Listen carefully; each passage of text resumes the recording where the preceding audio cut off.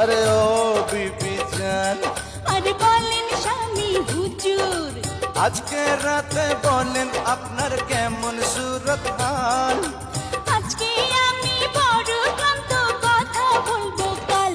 পান খান বাইরে যান, পান খান বাইরে যান। ঘরের বাইরে পাহারাতে আছে শালা শালি, বাসর ঘরের বাইরে গেলে করবে গালা